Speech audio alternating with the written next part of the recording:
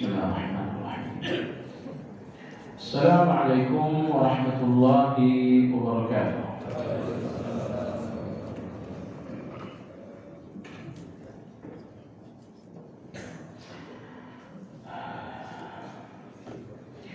Innal hamdalillah nahmaduhu wa nasta'inuhu wa nastaghfiruh wa na'udzu billahi min shururi anfusina wa min sayyiati a'malina. Man yahdihillahu fala mudilla lahu wa man yudlil fala hadiya lahu. Wa ashhadu an la ilaha illallah wahdahu la sharika lahu wa ashhadu anna Muhammadan 'abduhu wa rasuluhu la nabiyya ba'dahu. Allahumma salli wa sallim ala Muhammadin wa ala alihi wa ashabihi wa man ihtada bihadihi wa istanna bi sunnatihi ila yaumiddin. Ya ayyuhalladzina amanu ittaqullaha haqqa tuqatih wa la tamutunna illa wa antum muslimun. Bapak Ibu kaum muslimin wal muslimat rahimakumullah. Kajian Madarijus Salikin hari ini insyaallah melanjutkan pembahasan tentang dosa-dosa hati. Pada halaman 183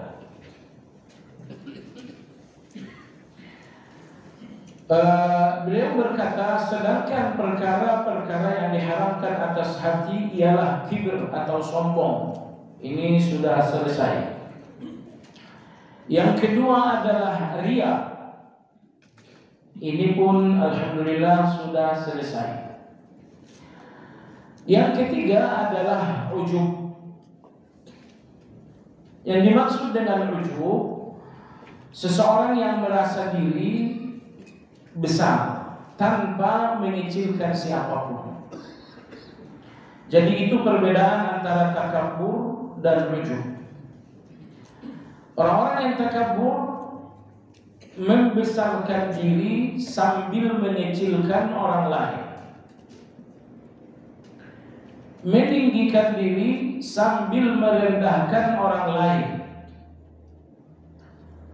merasa diri pintar dan melihat orang lain bodoh. Jadi di dalam takabur ini ada dua kejahatan: memandang diri sendiri dengan besar, memandang orang lain dengan kecil. Adapun ujub adalah memandang diri besar tanpa memandang orang lain kecil. Sehingga takabur itu tidak akan terjadi kecuali saat Anda berada bersama manusia. Adapun Anda tinggal di hutan, takabur itu nggak mungkin ada. Sementara ujub itu terjadi saat Anda bersama manusia, bahkan saat Anda berada di tengah hutan sekalipun. Gak ada siapa-siapa, ini adalah hutan belantara, tapi Anda tiada henti-hentinya melihat diri Anda besar. Jadi di satu sisi takabur lebih berbahaya karena dia memiliki dua dosa, mengandung dua dosa. Tapi di sisi lain ujub ini lebih berbahaya karena ujub tidak membutuhkan orang lain. Terkadang seseorang ujub dalam hal-hal duniawi. Saya memang orang kaya, saya memang orang sukses. Dan terkadang seseorang ujub dalam hal-hal ibadah. Hanya saya orang yang salat tahajud di komplek ini. Saya ini puasa Senin Kamis tidak pernah bolong karena saya ini memang seorang wali. Jadi jamaah sekalian yang saya hormati, ujub memandang diri besar, memandang diri tinggi, baik dalam urusan duniawi ataupun dalam urusan ukhrawi. Baik takabur ataupun ujub akarnya dua. Yang pertama, tidak mengenal diri, dan yang kedua, tidak mengenal Allah. Sekiranya seseorang betul-betul mengenal diri, maka ia tidak menemukan pintu untuk memuji diri. Begitupun sekiranya seseorang mengenal Allah, maka dia tidak akan melihat dirinya kecuali dengan pandangan hina. Suatu saat Imam Hasan al-Basri rahimahullah duduk di masjid.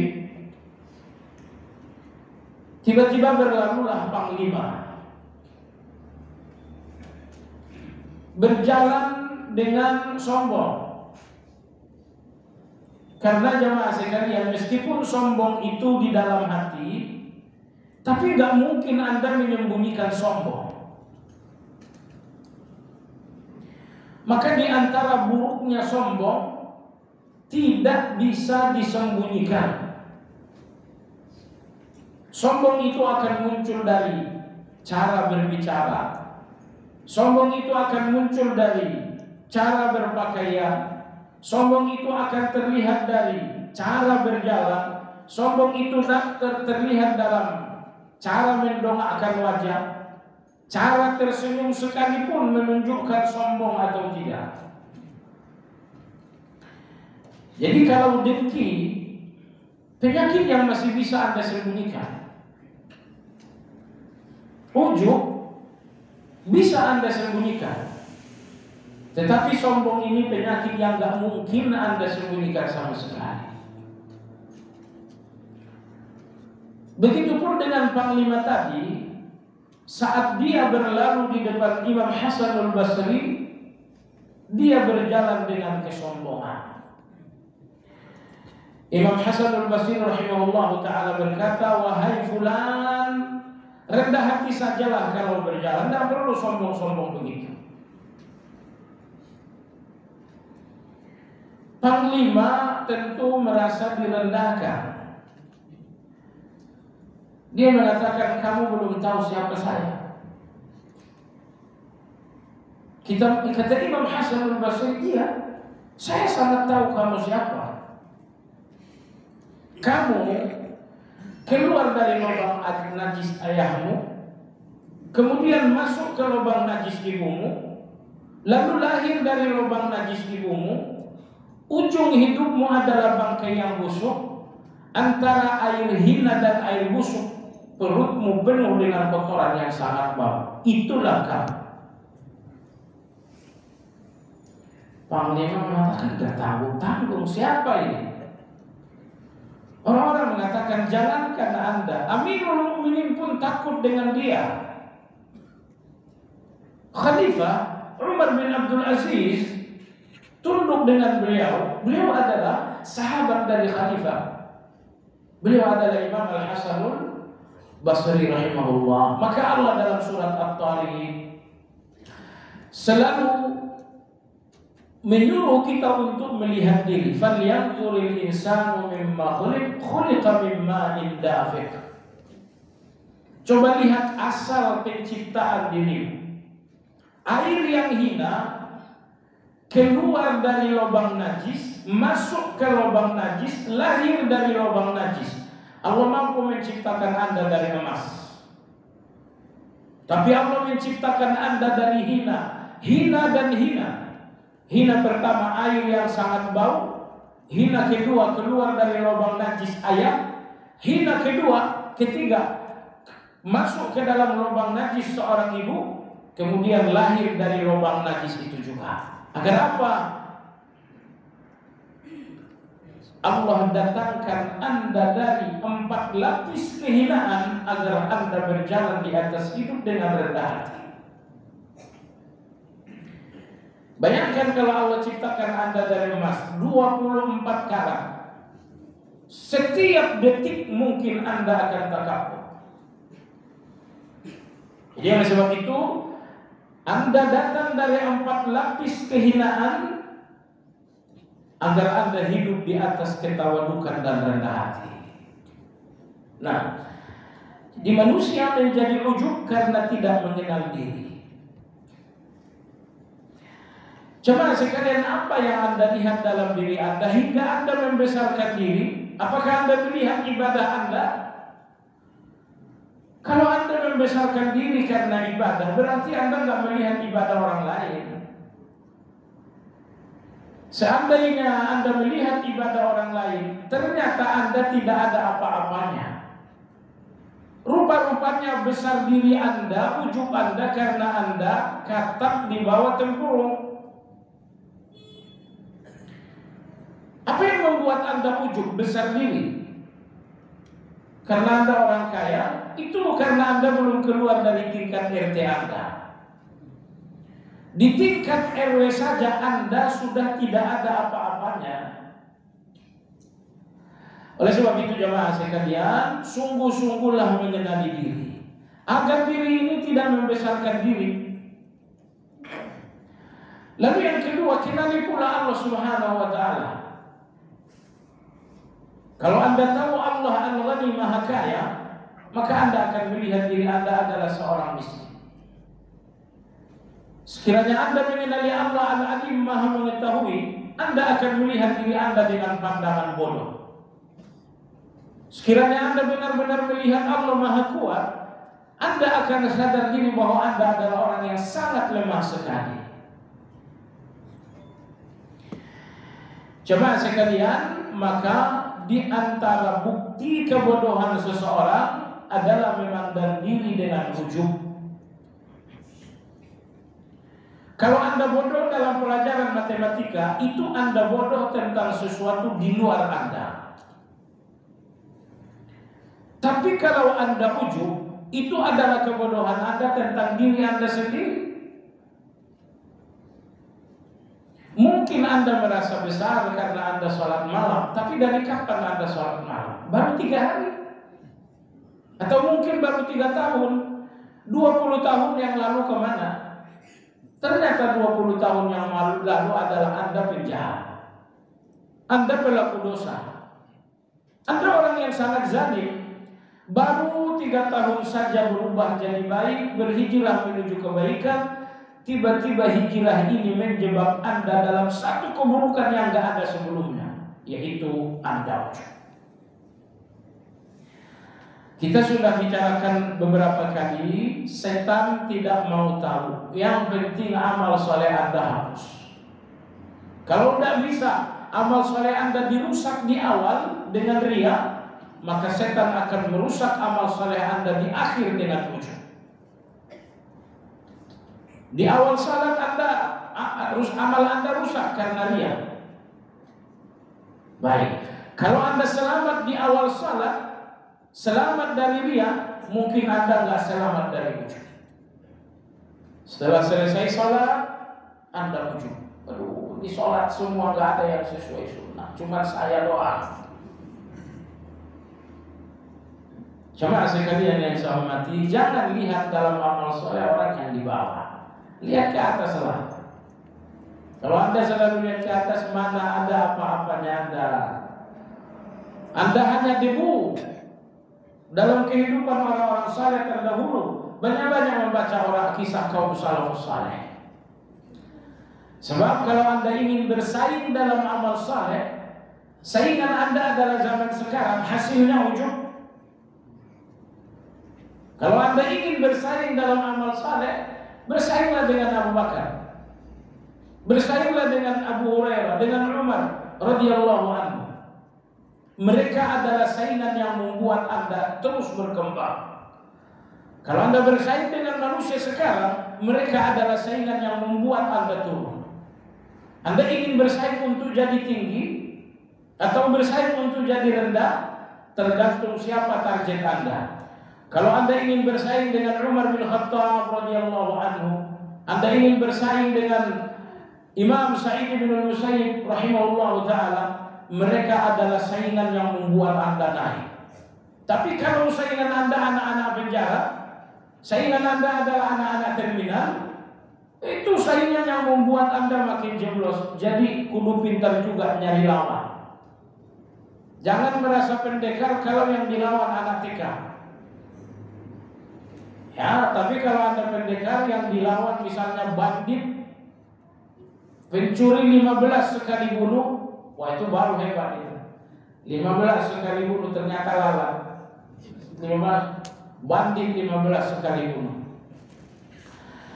Baik jamaah sekalian yang saya hormati, hati-hati dengan ujub. Dia ada dalam pikiran Anda. Dia bergerak, dia berdenyut. Kalau pikiran ini tidak selalu dipatroli, maka akan muncul gerak-gerak ujub yang menghancurkan amal. Bagaimana agar mudah melawan ujub ini? Sama dengan pembahasan ria kemarin, sesering mungkinlah menyembunyikan amal. Ya, karena amal yang selalu dinampakkan ini menyuburkan ujub. Dan tentu yang lebih penting lagi, ingat, begitu Anda ujub, Anda sudah tidak punya apa-apa lagi.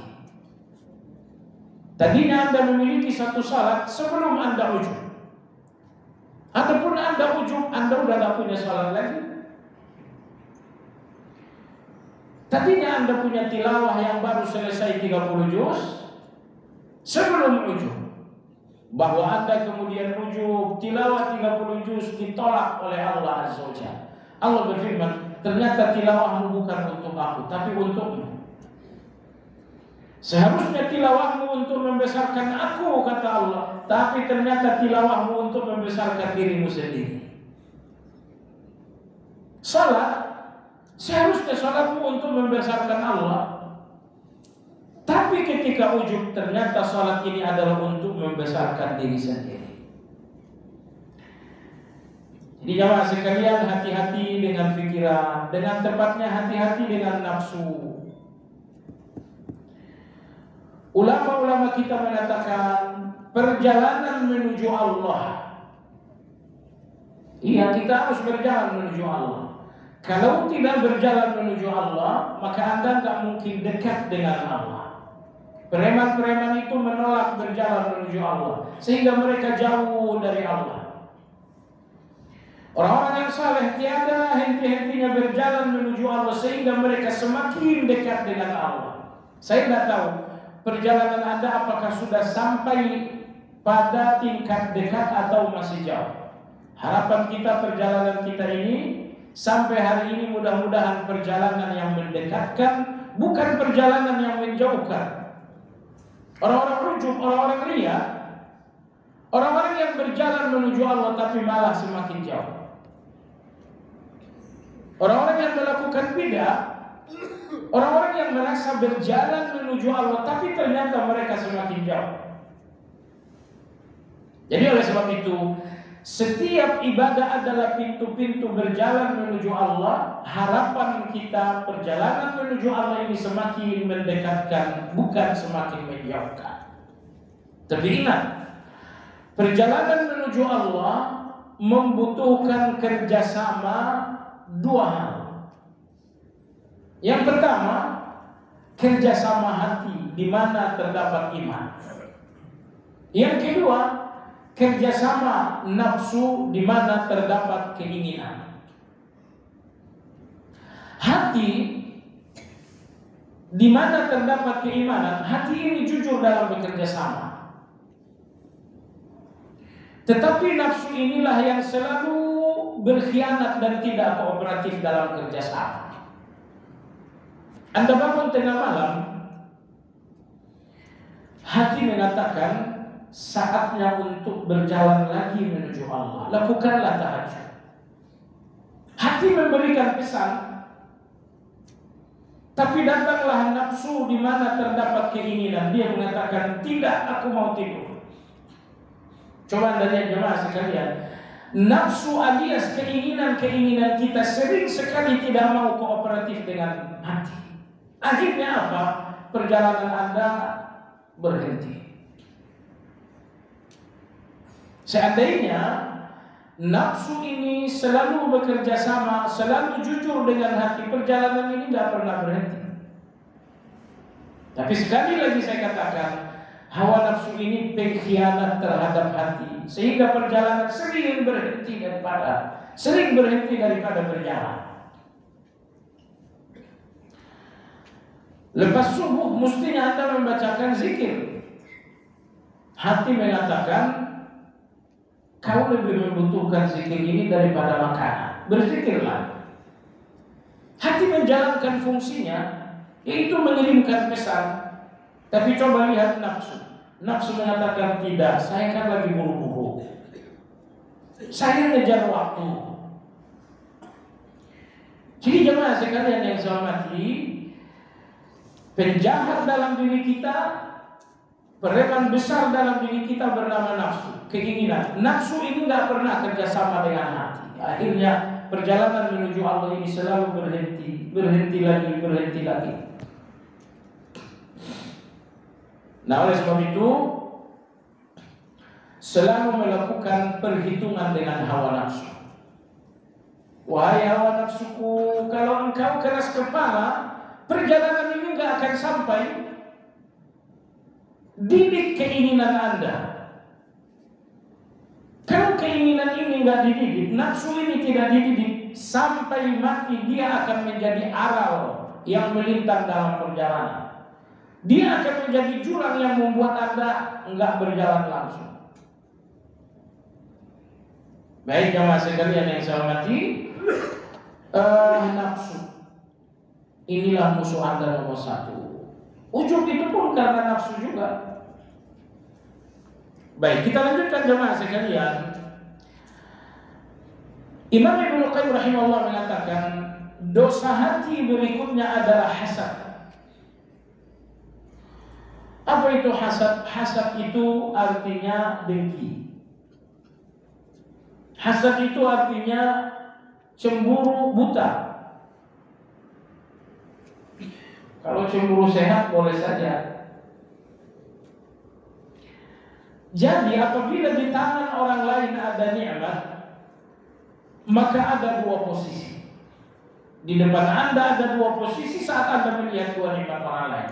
Posisi pertama, Anda menginginkan nikmat itu tanpa berharap nikmat itu hilang.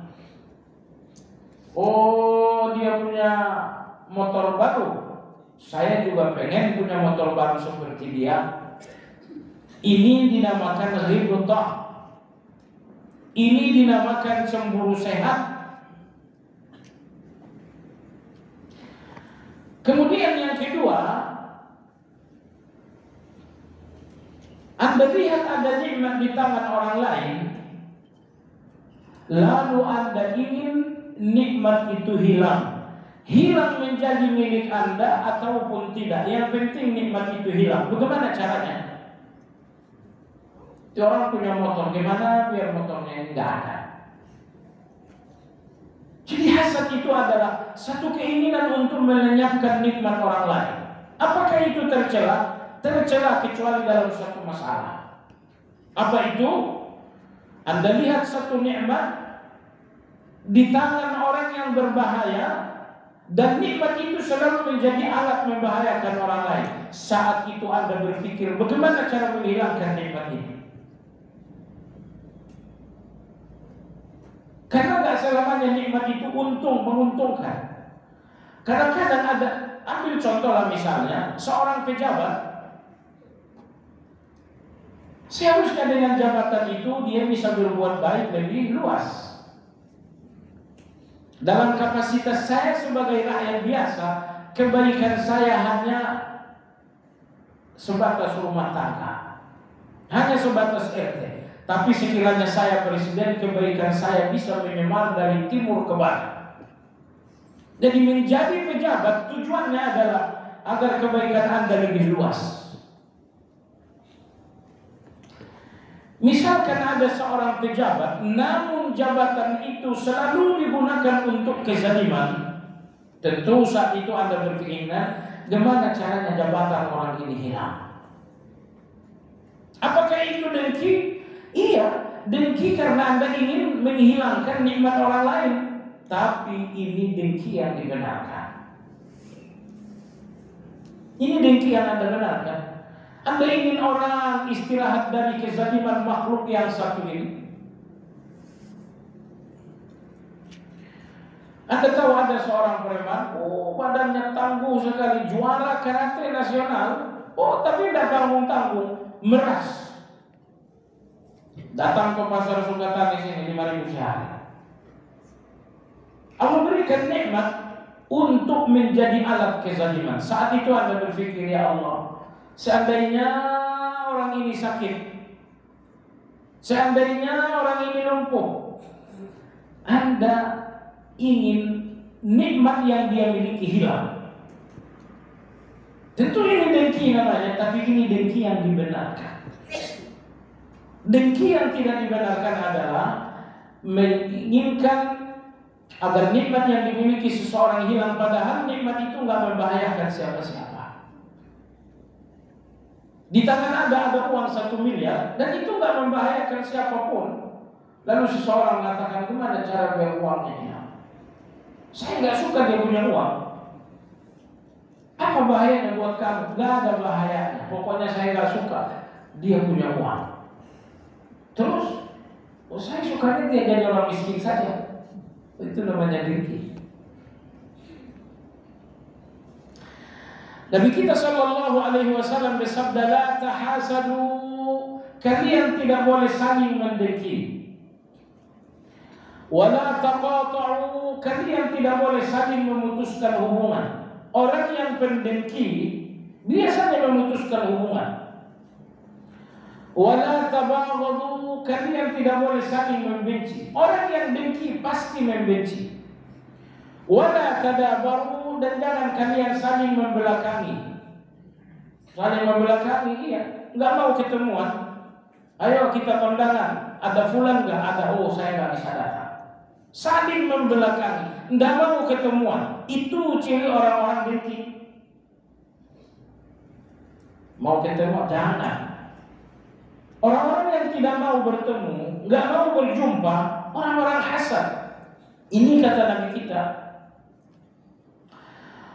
Wala tadabaru, jangan kalian saling membelakangi, saling menjauhi, menolak untuk berjumpa. Padahal perjumpaan sekali mungkin kaku, perjumpaan kedua mungkin kaku, perjumpaan ketiga makin tidak kaku, perjumpaan keempat akhirnya cair, dan itu akhirnya hilang. Tapi iblis tahu, ini kalau dua orang yang bersaing ini ketemu lagi dan ketemu lagi, dengkinya akan hilang. Maka iblis membuat jangan sampai ada pertemuan.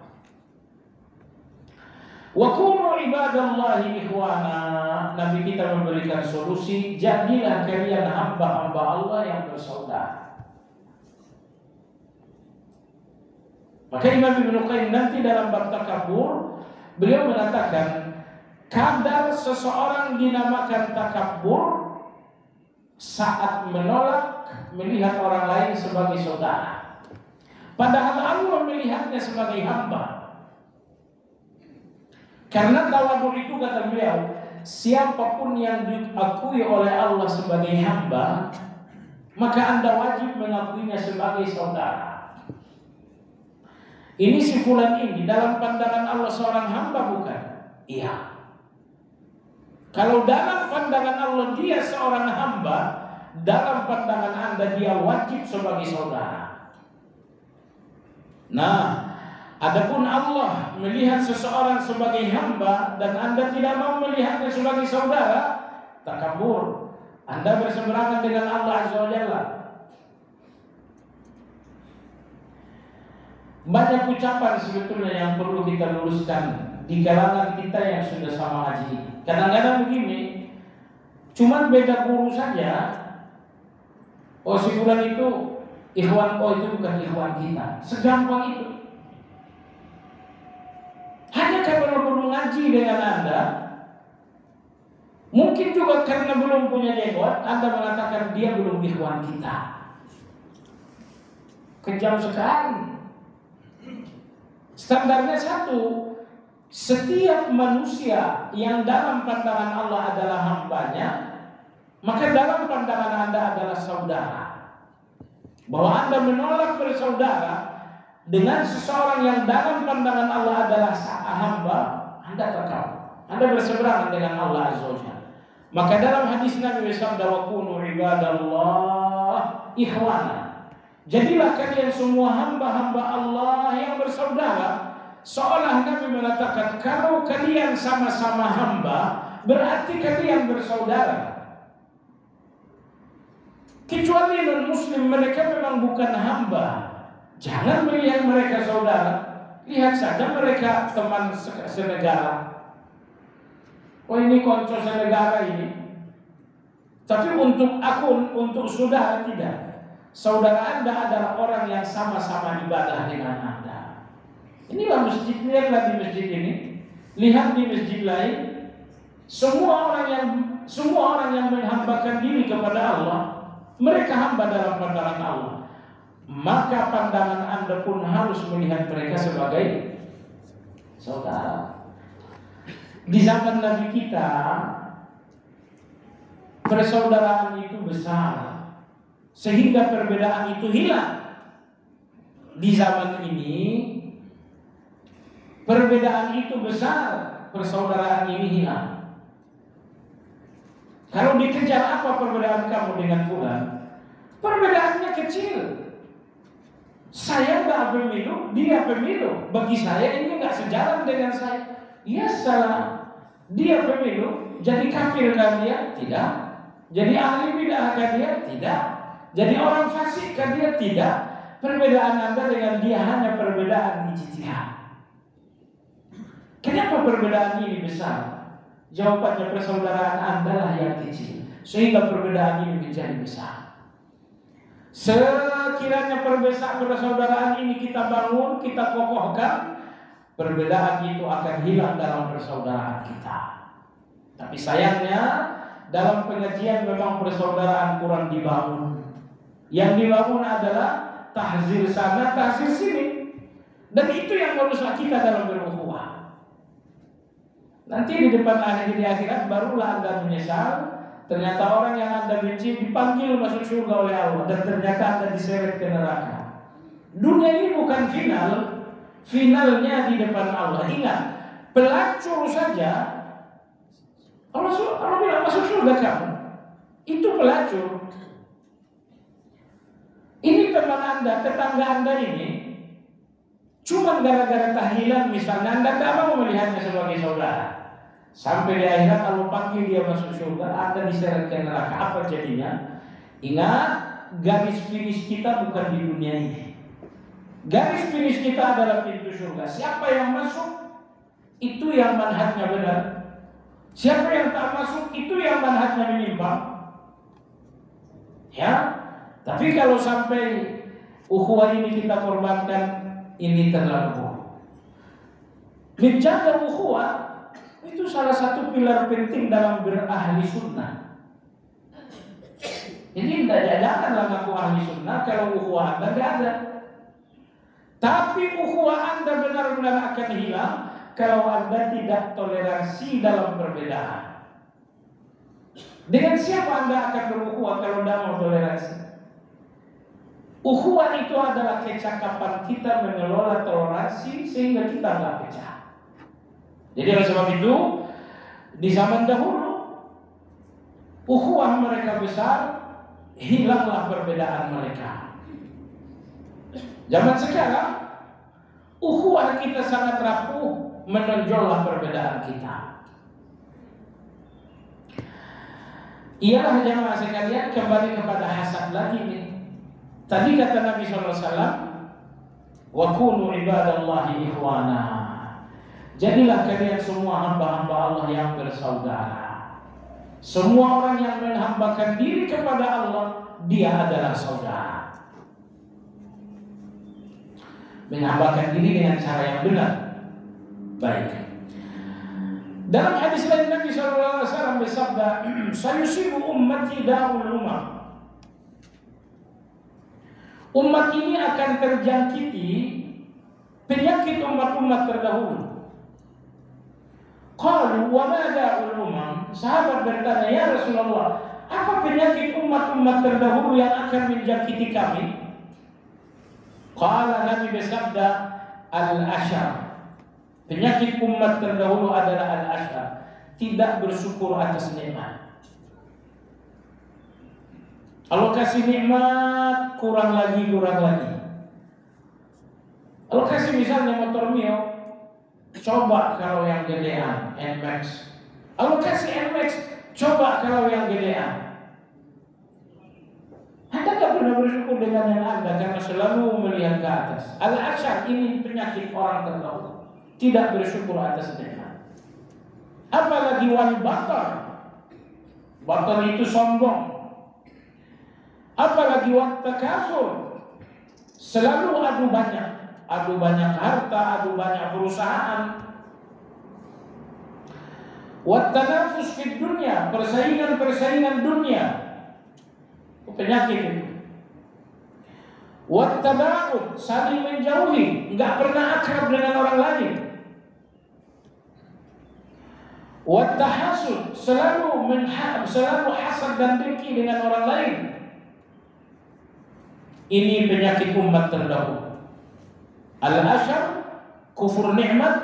Al-batar, sombong. Takasur, lomba banyak harta. Tanafus fid dunia, jadikan dunia sebagai target persaingan. Tabaud, saling menjauh, tidak mau akrab. Tahasud, saling dengki. Saya ingin yang kelima tadi Anda garis bawahi. Penyakit Yahudi, penyakit umat sebelumnya, tabaud, saling menjauhi, enggak mau akrab. Alasan apa yang Anda pegang untuk menjauhi orang lain? Mungkin Anda menyebutkan ayat Al-Quran untuk menjauhi seseorang, tapi periksa hati Anda. Jangan sampai Anda gunakan ayat menjauhi orang lain, padahal sebenarnya hati Anda yang dengki. Dan ayat ini hanya Anda melintir untuk sesuai dengan hati Anda. Allah Nabi SAW bersabda, istafti qalbak, bertanya kepada hatimu. Banyak persoalan tidak perlu Anda jelaskan dengan ayat, cukup Anda tanyakan hati Anda saja. Kita ini gampang sekali menggunakan istilah-istilah agama untuk menyederhanakan kejahatan kita. Kamu kenapa enggak dekat dengan fulan? Kamu selalu menjauh dari fulan. Saya lihat maslahatnya harus menjauhi. Ya salah. Maslahat itu istilah agama. Istilahnya enggak salah, hati Anda yang najis besar. Maslahat apa untuk Anda menjauhi dia? Nyatanya mendekati orang itulah yang selalu jadi maslahat. Jadi hati-hatilah. Istilah-istilah agama yang digunakan dengan hati yang kotor, Anda dapat dosa 2 kali. Dosa pertama, menyimpangkan ayat. Dosa yang kedua, hati Anda kotor. Dan ini cara iblis. Iblis tahu Anda udah ngaji, maka iblis nggak mungkin menyimpangkan Anda dengan alasan yang buruk. Maka iblis berusaha menyimpangkan Anda dengan alasan yang baik. Jadi kalau ada orang yang melakukan bid'ah hasanah, Anda pun mulai mengatakan menjauhi hasanah. Menjauhi orang, memusuhi orang, oh ini permusuhan hasanah.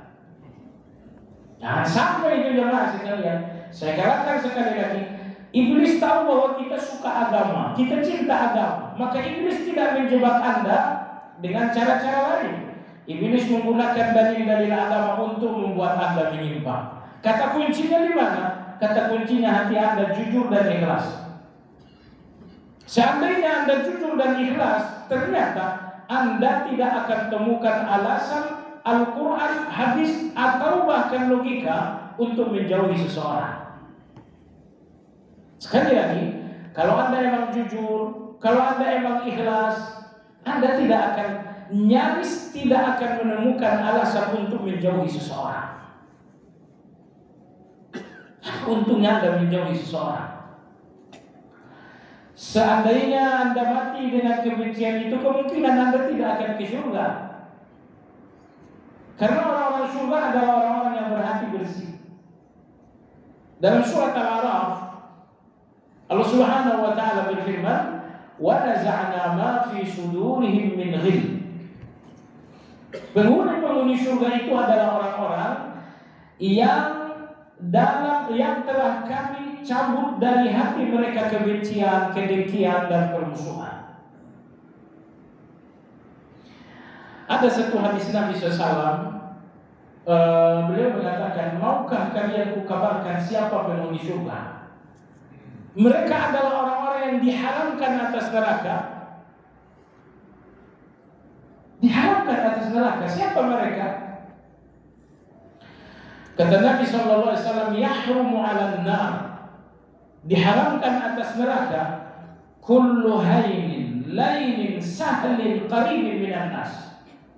Kalau 4 sifat ini ada dalam diri Anda berada di kelompok orang yang haram ke neraka. Sifat pertama adalah hain, orang yang selalu tenang dalam segala urusan, tidak terburu-buru. Ternyata orang terburu-buru itu bahaya juga. Pertama, hain, selalu tenang dalam menyikapi segala masalah. Yang kedua, lain, lembut dalam segala persoalan, ucapannya lembut, sikap-sikapnya lembut. Sahalin, sifat yang ketiga, Anda mudah bagi orang lain. Jadi tidak ada orang yang mengatakan si fulan ini susah diminta ditolong, susah diundang, susah diajak bicara. Termasuk yang membuat Anda manusia susah adalah gampang baper. Saya cuma tersenyum biasa aja, Anda bilang ini nyinggung. Orang baperan itu adalah orang manusia susah. Kita nggak tahu mau ngapain, selalu salah. Bahasa agama baper itu suzon. Dia tersenyum dengan saya. Oh, ini pasti melecehkan. Padahal orang Anda tahu tidak? Ternyata suuzon Anda, baper Anda itu adalah suuzon dengan bahasa lain, yaitu baper. Baper itu suuzon, benar. Ini nomor 3 nih.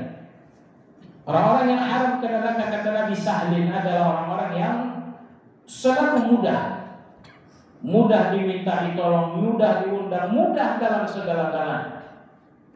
Yang keempat, ini kaitannya dengan kajian kita, qaribin minan nas. Orang-orang yang haram atas neraka itu adalah seseorang yang selalu dekat dengan manusia, dekat dengan fulan, dekat dengan semua orang.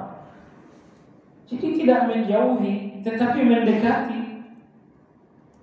Tidak mencaci, tapi menasihati. Baik jamaah sekalian yang saya hormati, itulah tadi dengki. Dengki ingin menghilangkan nikmat orang lain. 100% tercela tidak. Ada dengki yang dibenarkan, yaitu Anda ingin menghilangkan nikmat di tangan seseorang yang menggunakannya untuk kejahatan.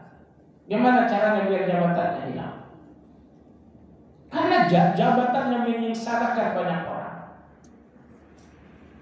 Gimana caranya biar si preman ini lumpuh? Kenapa? Tiap hari datang ke sini meras. Baik jemaah sekalian yang saya hormati, terkait dengan hasad ini, tadi kita sudah lihat sabda Nabi SAW. Mari kita lihat nasihat para ulama.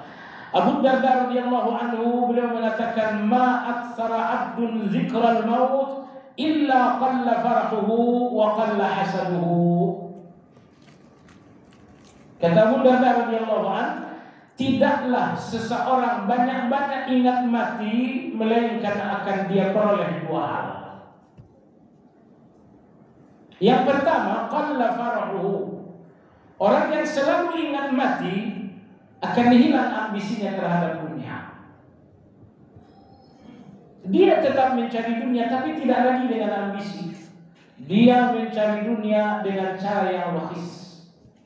Orang-orang yang ambisi mencari dunia dengan segala cara. Kalau nggak ada dengan cara kasar, cara halus, cara kasar. Cara kasar nggak bisa, dukun bertindak. Ini ambisi. Yang kedua kata Imam Darda, wa qalla hasaduhu. Orang yang banyak ingat mati akan hilang dengkinya. Inilah dua keuntungan banyak-banyak ingat mati. Orang yang banyak ingat mati akan hilang ambisinya dengan dunia. Nomor dua, akan hilang pula dengkinya dengan nikmat orang lain.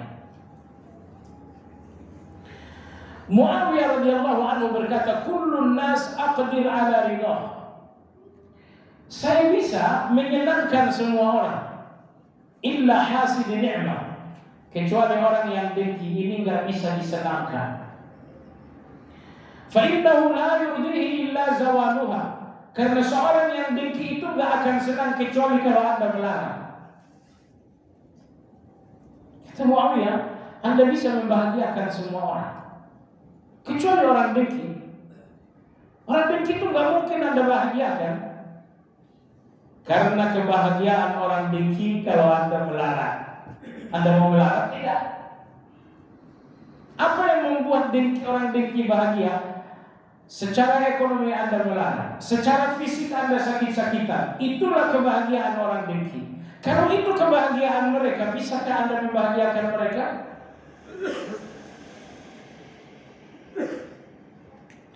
Imam Hasan al-Basri rahimahullah mengatakan, Ibn Adam, la tahsud akhaka. Wahai anak manusia, jangan dengki dengan orang lain.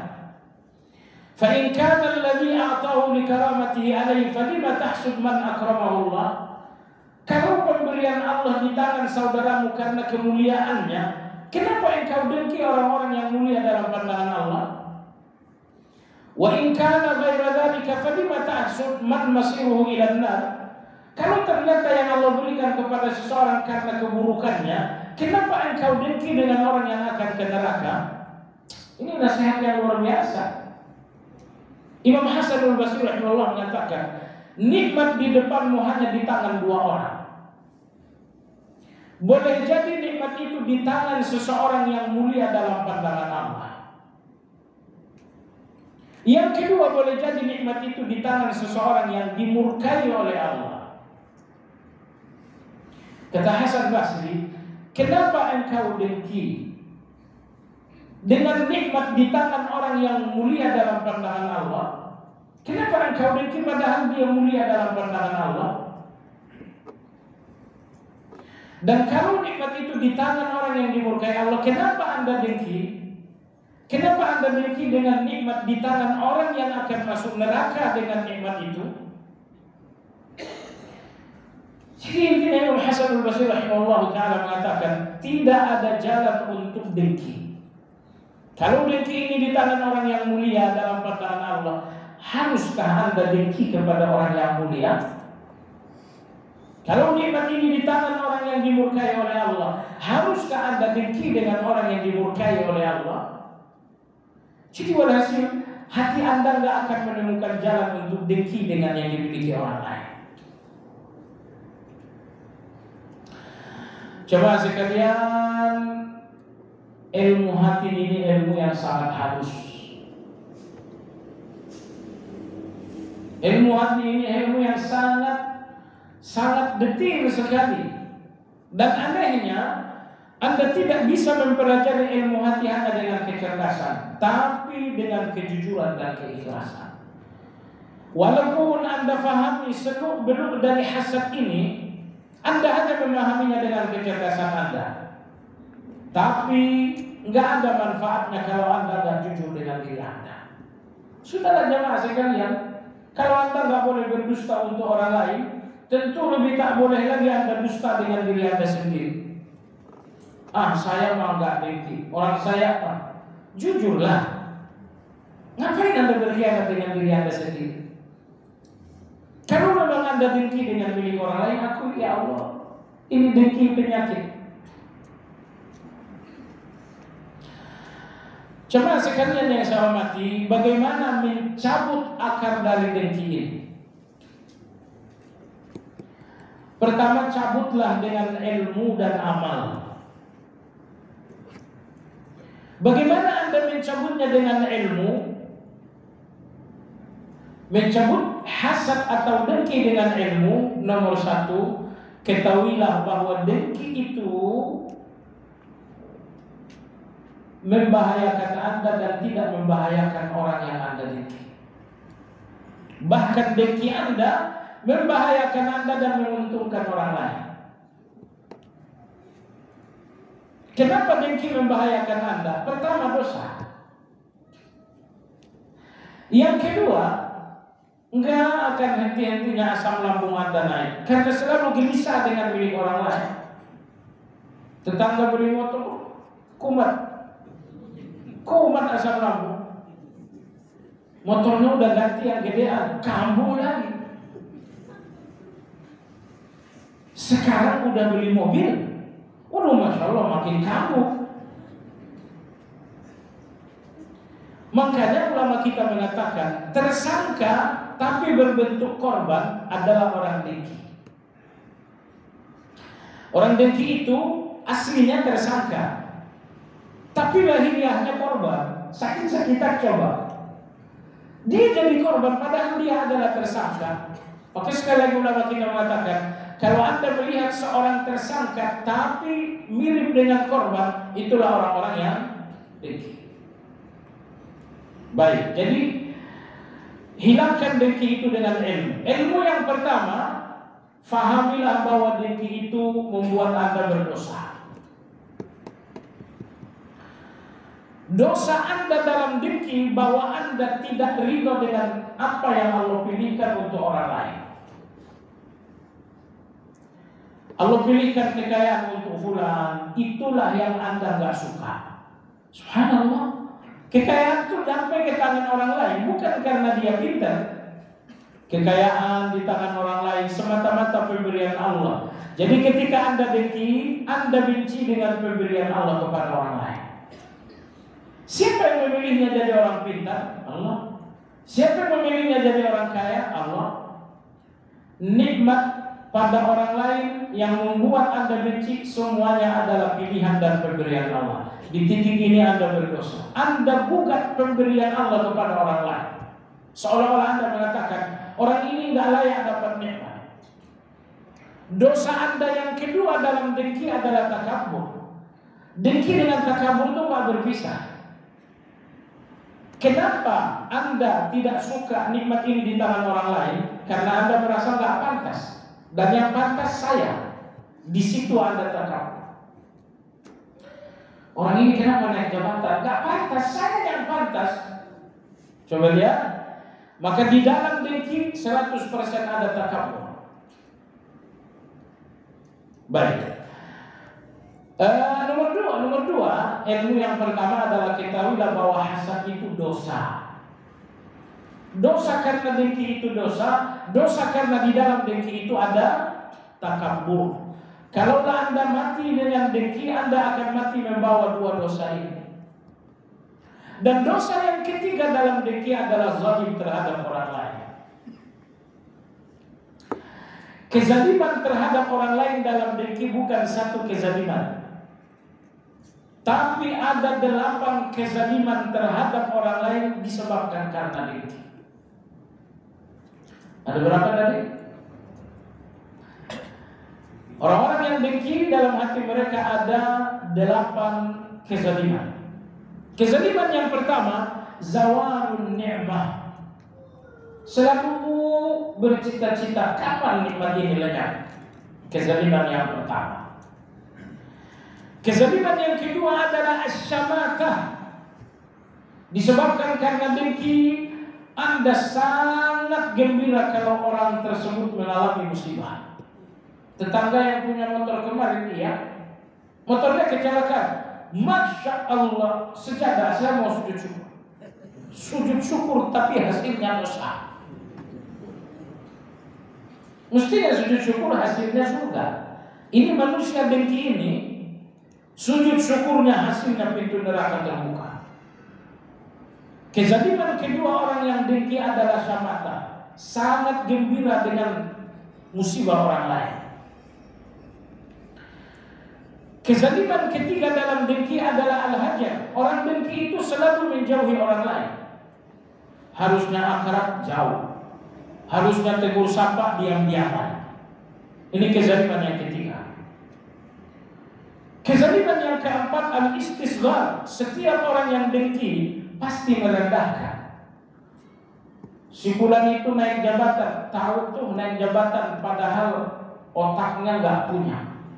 Bodoh tuh orang, saya sekelas dengan dia, ya salah.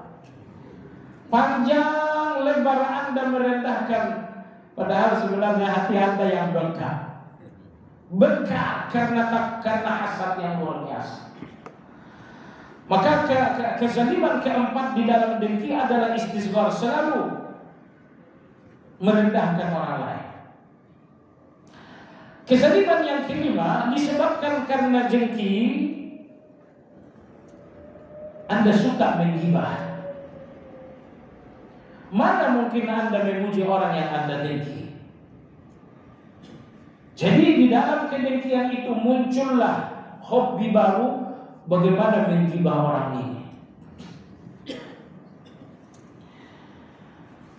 Kemudian di antara kezaliman yang keberapa nih saudara? Kezaliman yang keenam jamaah sekalian, menuduh. Disebabkan karena dengki, Anda mudah menuduh. Oh ini korupsi nih. Orang kerja, di samping kerja orang berbisnis. Saya tahu gaji dia kerja paling gajinya 10 juta sebulan. Kenapa kekayaannya cepat tumbuh? Pasti korupsi. Tidak ada orang dengki melainkan selalu menuduh.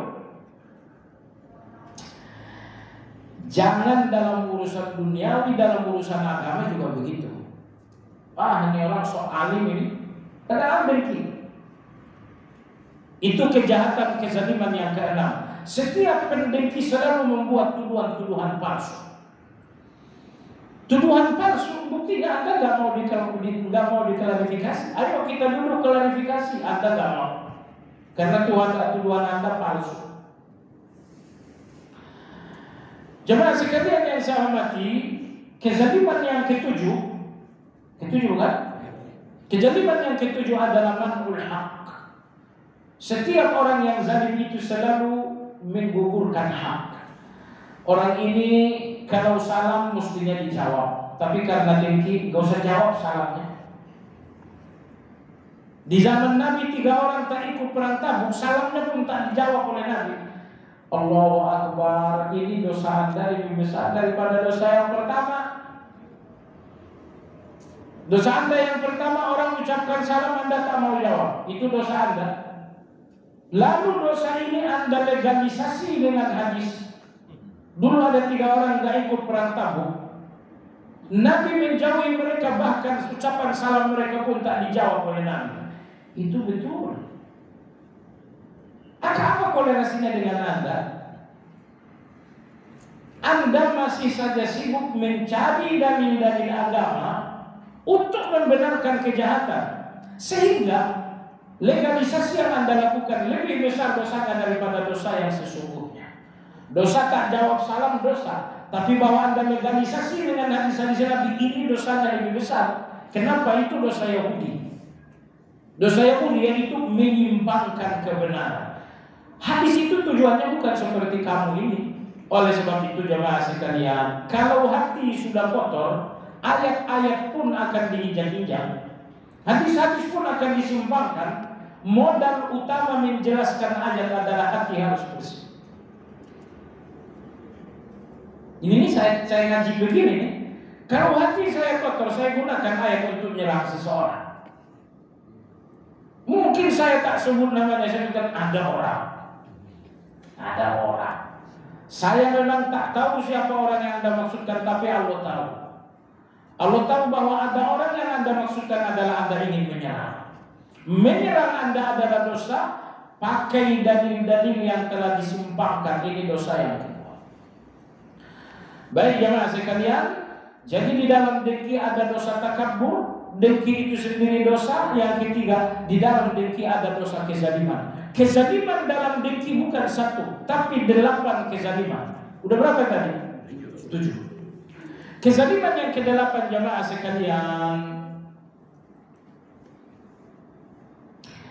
istihza'uhu an tuhakiyahu istihza'an. Selalu mencontoh-contohnya dengan untuk merendahkan.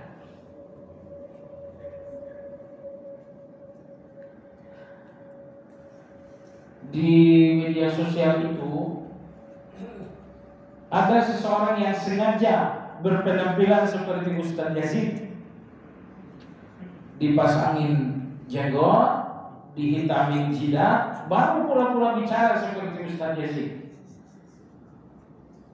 Aslinya nggak punya jenggot, aslinya jidatnya juga putih, tapi sengajalah dihitamkan, sengajalah dipasangkan jenggot, lalu pura-pura mencontoh bicaranya. Ini tabiat orang yang dengki. Orang yang dengki pura-pura mencontoh korban tapi dalam rangka melecehkan. Ya, misalnya apa kebiasaan seseorang? Dia punya kebiasaan A. Anda pura-pura mencontoh kebiasaan itu, tapi bukan tujuan Anda memuji, tapi tujuan Anda adalah melecehkan. Tidak elok kalau saya contohkan, mudah-mudahan Anda paham bahwa setiap orang yang dengki berusaha pura-pura mencontoh korbannya, tapi dalam rangka melecehkan. Coba sekalian yang saya hormati, kalau Anda mau, Anda boleh tambahkan kezaliman ke-9. Apa itu? Idza'uhu. Bahwa setiap orang dengki tidak pernah berhenti berpikir bagaimana agar orang ini berbahaya. Setiap orang dengki tidak pernah berhenti berpikir bagaimana agar orang ini mengalami malapetaka. Gimana biar rumahnya terbakar? Gimana biar segera dipecat dari pekerjaan? Itu kezaliman ke-9. Jadi jamaah sekalian, setelah Anda melihat kebusukan dalam dengki ini, sadarlah betapa besarnya dosa dalam dengki itu. Kemudian yang kedua, untuk menghilangkan dengki, ilmu yang pertama tadi sudah. Ilmu yang kedua, dengki itu hanya menghantam Anda sendiri, justru menguntungkan orang lain. Menguntungkan orang lain karena dengki Anda musibah bagi orang lain, sehingga orang lain akan diampuni oleh Allah, orang lain akan naik derajat.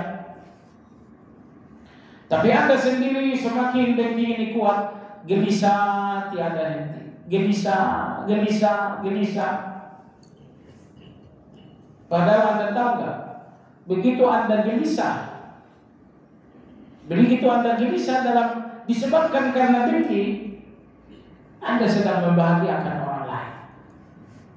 Anda benci dengan fulan dan Anda gelisah. Gimana caranya biar dia miskin? Anda tahu nggak, kegelisahan Anda ini kebahagiaan dia. Baik. Kemudian cara kedua menghilangkan dengki adalah amal. Kalau pertama tadi ilmu, yang kedua adalah amal. Bagaimana menghilangkan dengki dengan amal? Pertama, biasakan memuji. Anda pedagang A dan ini pedagang B. Kalau di antara Anda ada dengki, lisan Anda hanya terisi dengan caci, maki, dan gibah. Nah, kalau Anda ingin menghilangkan dengki itu, cobalah berjuang untuk memuji. Oh, si fulan itu pedagang yang baik. Saya ingat dulu dari kecil dia tumbuh sampai sekarang besar. Oh, si fulan ini perdagangannya berkah. Ya. Pertama kali Anda memuji lebih pahit dari empedu. Perlahan-lahan Anda memuji lagi, sehingga pahit memuji itu hilang. Saat itu dengki Anda sembuh. Jadi kalau memuji lawan politik ini, kalau memuji saingan ini masih berat, berarti dalam hati Anda belum sembuh. Dengki Anda masih belum sembuh. Tapi kalau memuji saingan ini sudah tidak berat lagi bagi Anda, pertanda bahwa dengki Anda sudah mulai hilang. Cara yang kedua secara amal untuk menghilangkan dengki adalah akrab. Penyebab dengki adalah kebencian. Penyebab dengki adalah kebencian. Maka abang Anda naik kekayaan, Anda biasa aja karena Anda tidak benci dengan dia. Jadi penyebab kedua dengki adalah benci. Maka untuk menghilangkan dengki kedua secara amal, akrablah dengan dia. Ya, dengan akrab lagi, kebencian ini berkurang. Kalau kedengkian berkurang, sampai pada akhirnya, kapan Anda tahu bahwa Anda telah sembuh? Ketika Anda suka dengan nikmat yang ada di tangannya, saat itulah dengki Anda telah sembuh. Dan itu tidak mungkin sebelum Anda akrab. Ingat, saat saya cinta dengan fulan, saya sangat bahagia dengan semua nikmat yang ada pada fulan. Gimana caranya biar kamu cepat kaya? Gimana caranya biar kamu naik jabatan? Saya mencintai, maka satu-satunya keinginan saya, bagaimana agar nikmat-nikmat Allah terhimpun untuknya. Maka kalau antara Anda dengan seorang ada kedengkian, mujahadah, berjuanglah untuk membangun akrab. Begitu Anda sudah akrab, kebencian hilang, saat itu Anda akan suka dengan nikmat yang dia miliki. Tidak lagi benci. Begitu Anda sudah suka dengan nikmat yang dia miliki, Anda pun mulai memuji karena suka dan puji tidak berpisah. Udah, saat itu dengki Anda sembuh. Cara yang terakhir menyembuhkan dengki adalah doa. Berdoa kepada Allah, ya Allah, aku tersiksa dengan dengki ini. Sembuhkan dengki ini, Allah sembuhkan.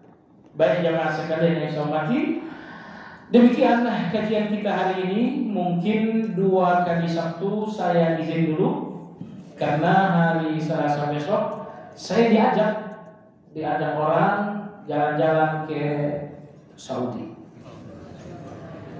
Anda sih nggak mau saya ajak. Saya udah ajak Anda nggak mau. Baik jemaah sekalian, barangkali ada pertanyaan, dipersilakan.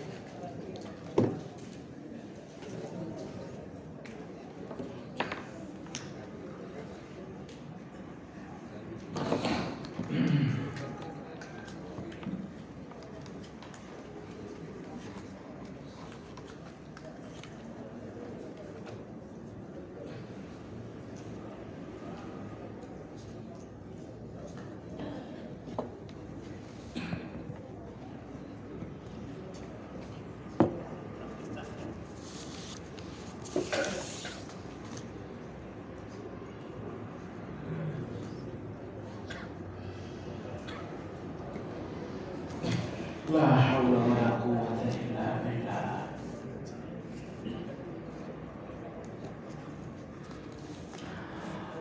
Dengan adanya perubahan orientasi yang awalnya religius menjadi liberal pada kerajaan Arab Saudi, apakah hal ini bagian dari tanda-tanda kiamat? Iya, itu bagian dari tanda-tanda kiamat, bahwa semakin hari dunia semakin buruk, baik di Saudi ataupun di Indonesia. Cuman kalau saya berpikir tentang diri saya akan berubah. Tapi kalau saya berpikir tentang orang lain, gak ada untungnya buat saya. Ya, ini media sosial saya lihat penuh dengan tuduhan-tuduhan. Perayaan Halloween, Saudi Halloween, mana ada di sana perayaan Halloween? Itu hoax. Dan luar biasanya sampai-sampai kadang-kadang kita tidak tahu terima kasih. Ini jamaah haji, jamaah umroh di sana dilayani dengan baik. Begitu pulang ke Indonesia caci maki dengan baik. Di media sosial itu ada penceramah suaranya lantang mencaci maki Saudi. Jangan sekalian yang saya hormati. Nomor satu, apa untungnya buat Anda? Nggak ada. Apa untungnya buat orang lain? Nggak ada. Iya, saya dikirimi videonya, saya lihat begini. Ini bukan ceramah Islam, ini ceramah caci maki. Apa untungnya buat dia? Apa untungnya buat orang lain? Tidak ada. Tapi dosanya buat dia besar, dosanya buat orang lain besar. Dan yang lebih parah lagi, ini namanya tidak syukur nikmat. Saya pikir pembicara ini pernah ke Saudi dan pasti dilayani dengan baik.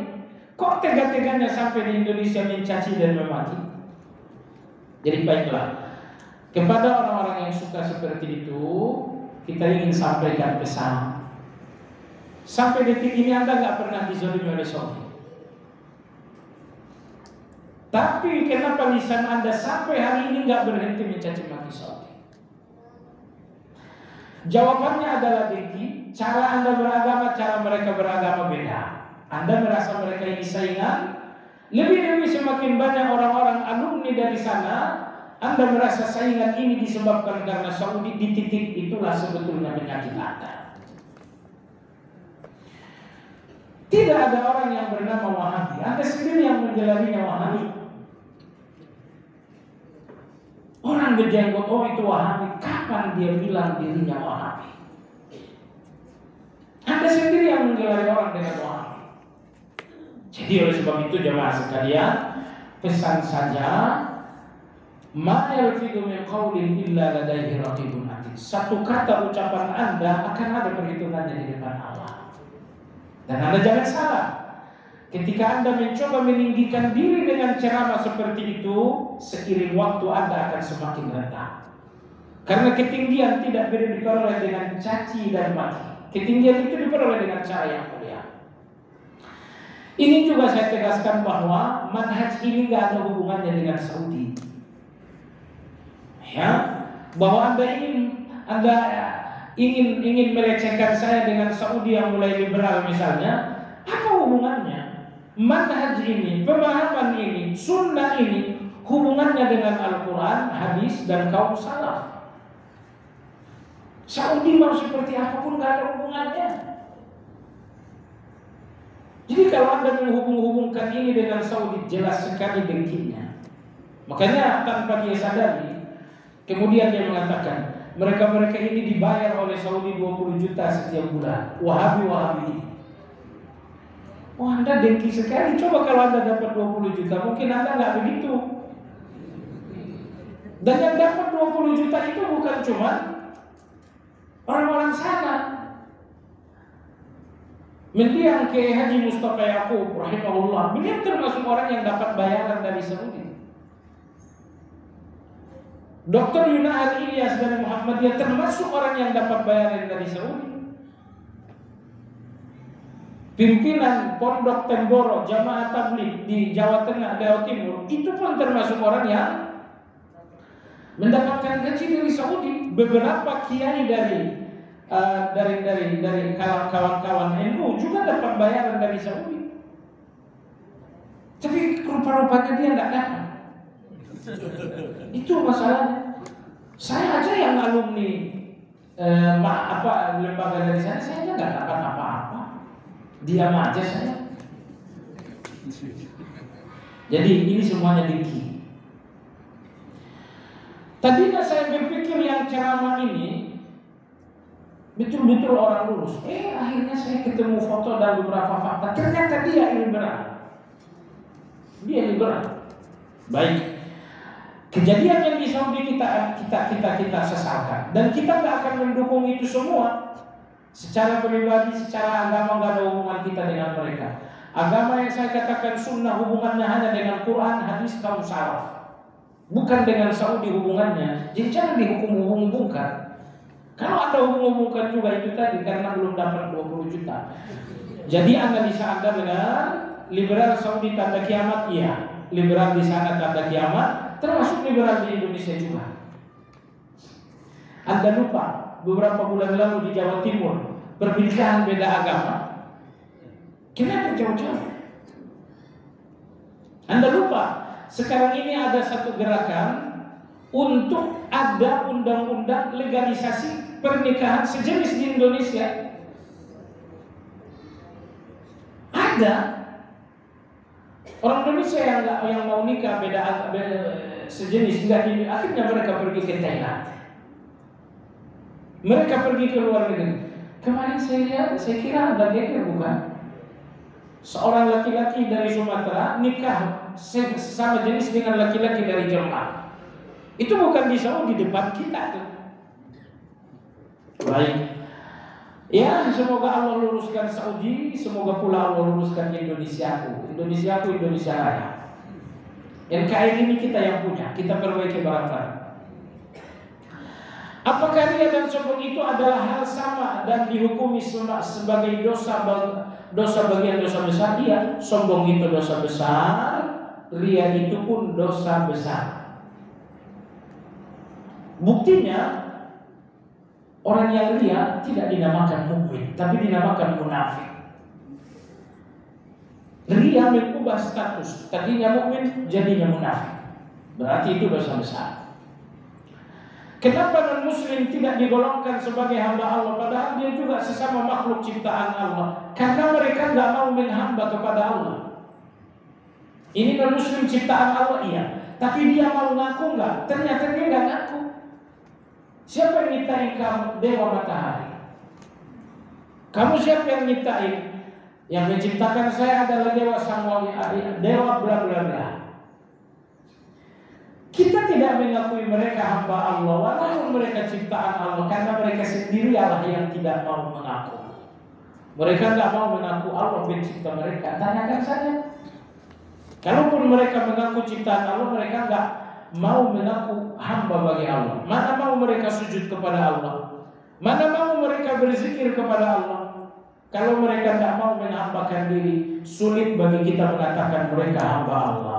Pada saat hari berbangkit, apakah semua manusia, baik anak kecil ataupun orang yang punya keterbatasan fisik saat di dunia, akan dijadikan dalam ukuran dan fisik yang sama dan sempurna? Iya. Di surga tidak ada anak kecil. Di surga tidak ada orang yang punya kelainan mental. Di surga semua orang usianya antara 25 sampai 30 tahun. Anak saya wafat usia 9 tahun. Insya Allah di surga akan Allah berikan usia 25 tahun. Kalau usianya 9 tahun gak punya bidadari dia. Maka Allah berikan anak-anak ini usia 25 tahun supaya punya bidadari. Kakek usia 116 tahun. Di surga balik lagi 25 tahun. Baik. Apakah bayi yang mati sebelum dewasa juga akan menjalani pengadilan pada mahsyar? Tidak. Karena dia gak punya amal. Ya. Di surga kedudukannya akan dinaikkan sesuai ayahnya. Wa alhaqna bihim dzurriyyatahum, kata Allah dalam Al-Qur'an, kami akan gabungkan mereka dengan anak mereka. Jadi anak-anak kecil yang wafat belum ada amal, aslinya mereka rendah karena belum ada amal.